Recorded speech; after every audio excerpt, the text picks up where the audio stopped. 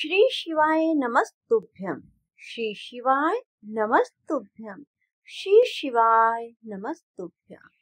भोला सब दुख काटो हमारा, शिव शंकर जपू में तेरी माला। भोला सब दुख काटो हमारा।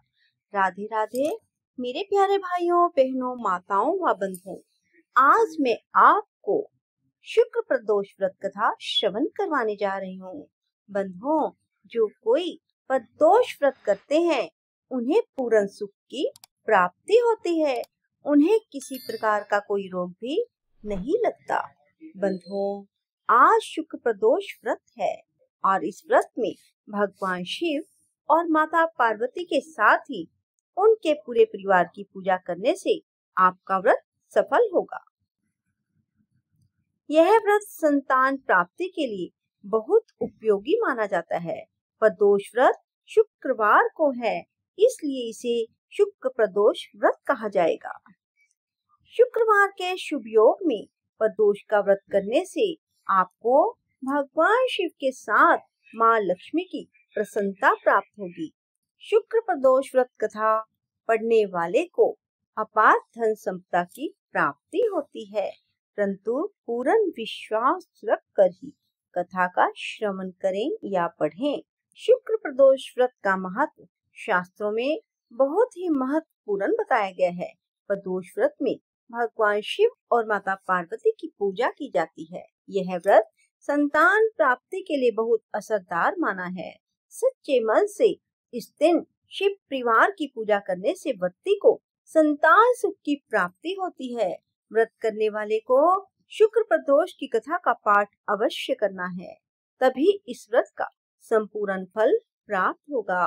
बंधुओं, शुक्रवार का प्रदोष करने वाले को खीर अवश्य बनानी चाहिए और खीर का भोग भगवान शिव को लगाना चाहिए। शुक्रवार के दिन जब भी त्योदशी तिथि का संयोग बनता है तो शुक्र प्रदोष व्रत कहलाता है। शुक्र प्रदोष व्रत के साथ चतुर्थी तिथि का भी संयोग बन जाए तो यह और भी उत्तम होता है। शुक्र प्रदोष व्रत के संयोग में पुराण में वर्णित शुक्र प्रदोष व्रत की कथा मैं आपको श्रवण करवाने जा रही हूँ।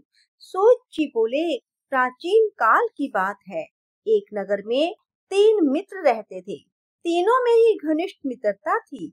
उनमें एक राजा का बेटा, दूसरा ब्राह्मण पुत्र और तीसरा सेठ पुत्र था। राजकुमार व ब्राह्मण पुत्र का विवाह हो चुका था। सेठ पुत्र का विवाह के बाद गोना नहीं हुआ था। एक दिन तीनों मित्र आपस में स्त्रियों की चर्चा कर रहे थे। ब्राह्मण पुत्र ने नारियों की प्रशंसा करते हुए कहा, नारीहीन घर भूतों का डेरा होता है।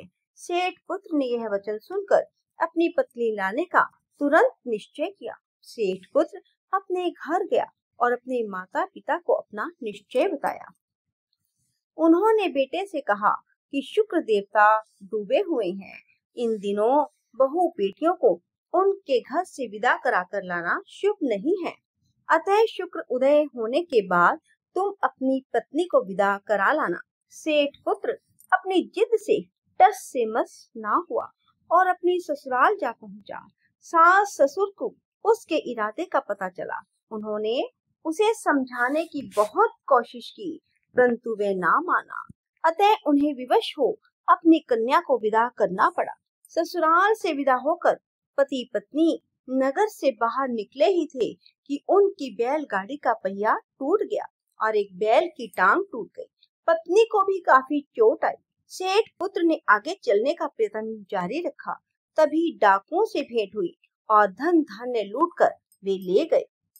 सेठ का पुत्र पत्नी सहित रोता पीटता अपने घर पहुंचा। जाते ही उसे सांप ने डस लिया। उसके पिता ने वैद्यों को बुलाया। उन्होंने देखने के बाद घोषणा की, आपका पुत्र 3 दिन में मर जाएगा। उसी समय इस घटना का पता ब्राह्मण पुत्र को लगा। उसने सेठ से कहा कि आप अपने लड़के को पत्नी सहित बहू के घर वापस भेज दें। यह सारी बाधाएं इस कारण से आई हैं कि आपका पुत्र शुक्र अस्त में पत्नी को विदा कर लाया। यदि वह वहां पहुंच जाएगा तो बच जाएगा। सेठ को ब्राह्मण पुत्र की बात जच गई और अपनी पुत्र वधू व पुत्र को वापिस लौटा दिया। वहां पहुंचते ही सेठ पुत्र की हालत ठीक होनी आरंभ हो गई।